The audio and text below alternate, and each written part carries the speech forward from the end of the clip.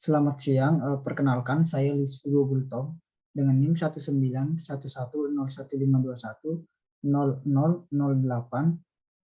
yang mana pada siang hari ini ingin mempresentasikan terkait review jurnal. Adapun jurnal yang saya gunakan yaitu dengan judul Cost Effectiveness of Amoxicillin for Lower Respiratory Tract and Infection in Primary Care and Economic Evaluation Accounting for the Cost of Antimicrobial Resistance. Langsung saja.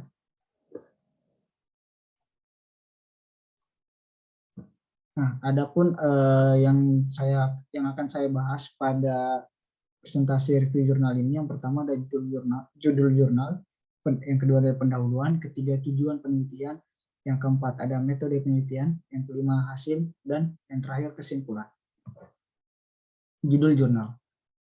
Judul jurnal yang saya angkat dan presentasikan pada kesempatan ini yaitu Cost Effectiveness of Amoxicillin for Lower Respiratory Tract Infection in Primary Care and Economic Evaluation Accounting for the Cost of Antimicrobial Resistance.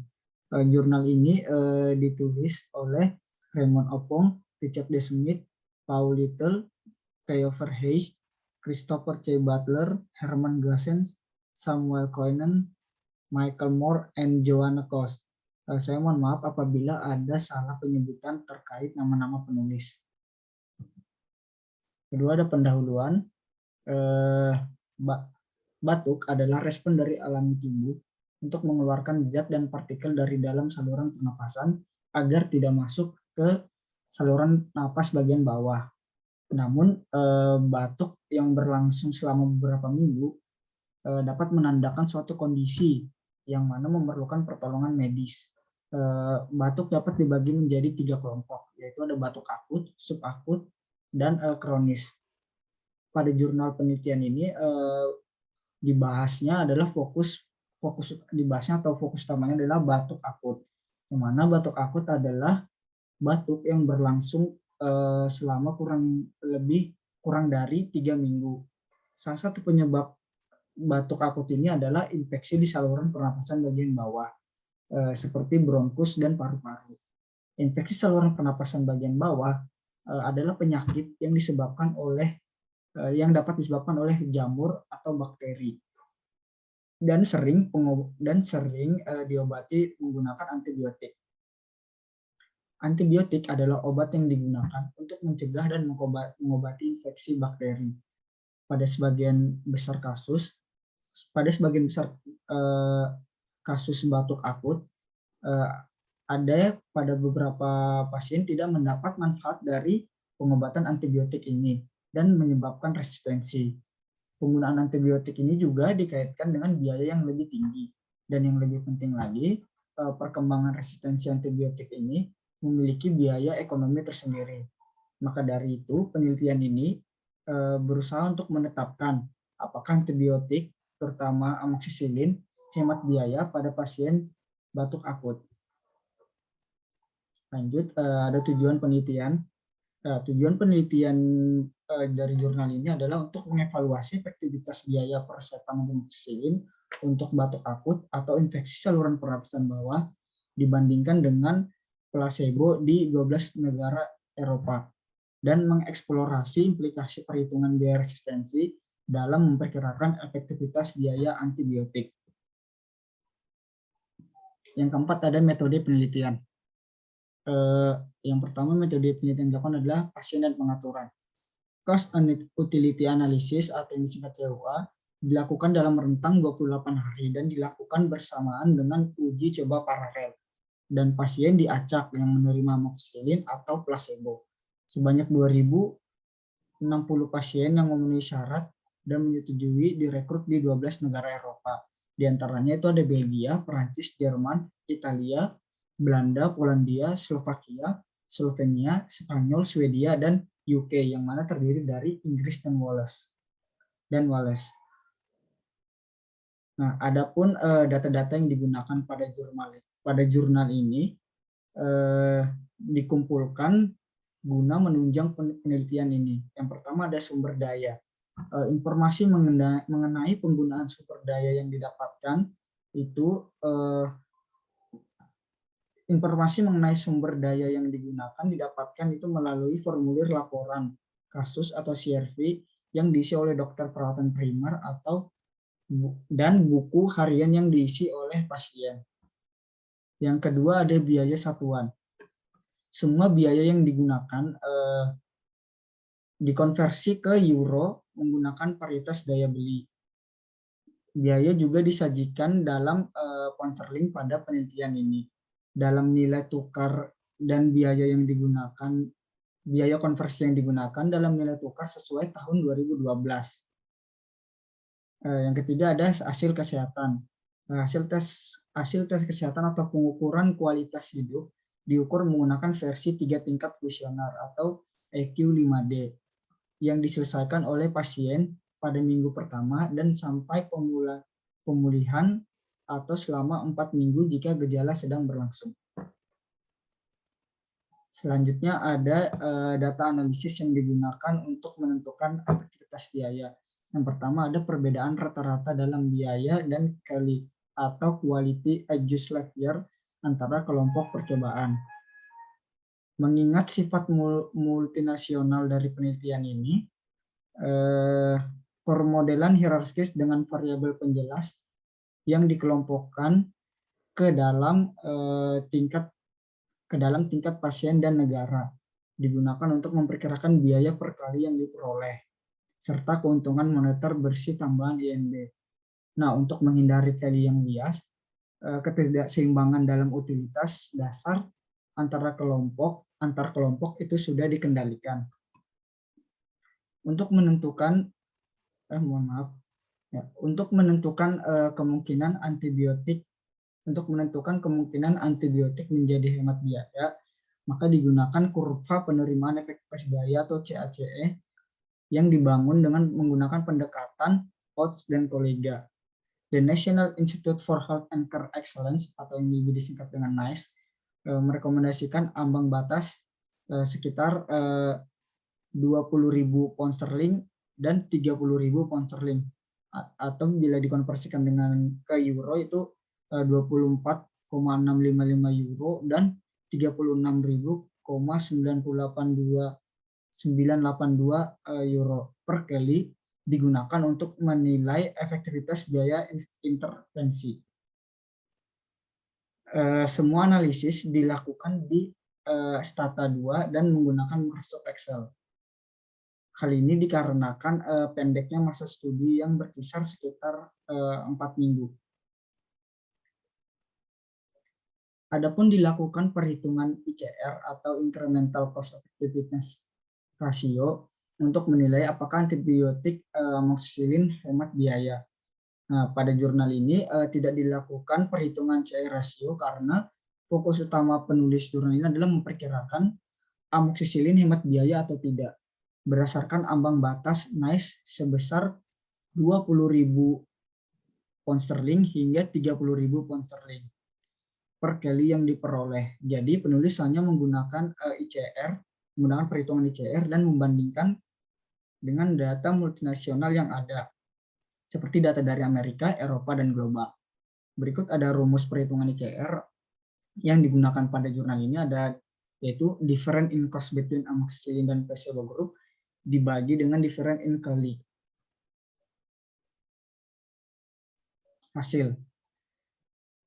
Hasil pengumpulan data yang pertama berdasarkan karakteristik dasar, data yang diperoleh dari 2060 pasien yang memenuhi kriteria inklusi tadi yang sudah dikumpulkan. Dari jumlah tersebut, 1037 atau sekitar 50,3% diacak untuk menerima amoxicillin dan 1023 atau sekitar 49,7% untuk placebo. Usia rata-rata pasien pada kelompok intervensi dan kontrol itu serupa, sebanyak 595 atau sekitar 28,8% pasien berusia lebih dari 60 tahun. Hasil sumber daya dan biaya. Kelompok amoxicillin dikaitkan dengan biaya yang lebih tinggi per pasiennya itu sekitar 47,23 dolar atau 38,32 pound sterling. dibandingkan kelompok kontrol yaitu 44,80 euro atau sekitar 36,34 pound sterling. Ya, berikut ini adalah data mengenai sumber daya dan biaya, adapun biaya terapi untuk amoxicillin dan placebo, serta outcome yang diterima berdasarkan kuesioner yang 5Q EQ 5D3L. Dapat dilihat pada biaya terdapat komponen biaya yang diperhitungkan. Yang pertama ada staf, obat yang diresepkan, obat bebas, intervensi atau obat lain, perawatan kesehatan, intervensi untuk amoxicillin. Dan pada bagian kontrol itu tidak ada intervensi. Kelompok intervensi ini merupakan kelompok yang menerima amoxicillin, sedangkan kelompok kontrol adalah kelompok pasien yang menerima placebo. Itu didapatkan perbedaan harganya sekitar 2,43 euro. Adapun outcome yang diberikan dari kelompok intervensi dan kelompok kontrol yaitu tidak jauh berbeda dari minggu pertama diberikan hingga minggu keempat. Hasil perhitungan ICR. Di sini dapat dilihat hasil perhitungan ICR yang menentukan apakah pengobatan menggunakan antibiotik apakah pengobatan ini hemat biaya atau tidak. Yang pertama itu ada biaya efektivitas antimikroba tanpa menyertakan biaya resistensi. Itu didapat ICR-nya bernilai 8.216 euro per kali. Nah, ini berarti amoxicillin jika dikaitkan dengan rasio efektivitas yang diperolehnya atau ICR yaitu 8.216 euro atau sekitar 6.540 pound sterling per kali, menunjukkan bahwa nilai ICR yang didapat ini berada di bawah ambang batas yang direkomendasikan oleh NICE, yaitu 20.000 pound sterling dan 30.000 pound sterling atau 24.655 euro dan 36.982 euro. Sehingga dapat dikatakan bahwa kelompok intervensi ini atau amoxicillin ini hemat biaya jika biaya resistensi diabaikan atau tidak diikutsertakan. Nah, adapun contoh perhitungan yang memasukkan biaya resistensi seperti pada bagian data resistensi yang menggunakan data Amerika, data Eropa, dan data global. Dapat dilihat ICR yang masing-masing diperoleh oleh ketiga data. Pada efektivitas biaya yang menyertakan resistensi menggunakan data Amerika, itu ICR yang diperoleh adalah 189.000 euro per kali. Sedangkan yang Eropa 14.730 euro per kali. Dan untuk yang data global 135.000 euro per kali. ICR yang dihasilkan dari ketiga data ini menunjukkan bahwa amoxicillin tidak hemat biaya dalam banyak kasus karena berada di atas ambang batas yang telah ditentukan oleh NICE, sekitar 20.000 pound sterling atau 24,655 euro dan 30 pound sterling atau sekitar 36.952 euro. Jadi dapat dikatakan bahwa jika disertakan dengan resistensi, biaya amoxicillin ini tidak hemat biaya. Salah satu contoh di mana biaya resistensi yang disertakan itu masuk dalam berada di bawah ambang batas yang ditentukan oleh NICE adalah pada data Eropa. Pada data Eropa itu didapatkan 14.730 euro per kali. Nah, ini berarti kan ada di bawah ambang batas dari yang ditetapkan oleh NICE. Maka Tetapi menurut penulis, kenapa pada data euro ini menjadi sangat di bawah ambang batas yang ditetapkan oleh NICE itu karena pada data Eropa ini belum termasuk biaya sosial yang luas. Maka dari itu ICR yang didapatkan itu berada di bawah ambang batas yang telah ditetapkan oleh NICE. Dan cara perhitungan ICR ini seperti rumus yang saya cantumkan tadi pada bagian perhitungan ICR. Jadi 3,04 itu dibagi dengan 0,0037. Maka didapatkan 8.216.000 euro per kali. Demikian juga dengan yang di bawah-bawahnya itu menggunakan rumus yang sama. Berikut ini ada juga hasil analisis sensitivitas. Analisis sensitivitas ini dilakukan untuk menentukan apakah amoksisilin ini hemat biaya pada pasien yang berusia lebih dari sama dengan 60 tahun.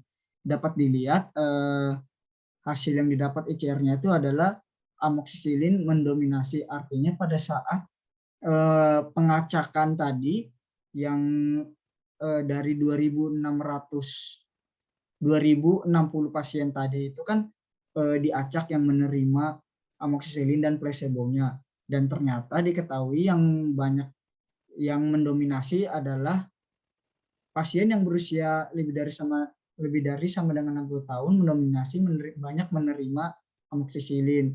Jadi dapat disimpulkan bahwa amoksisilin yang ditemukan lebih mahal pada pasien yang berusia lebih dari 60 tahun. Dan karena hasil amoksisilin yang mendominasi ini, maka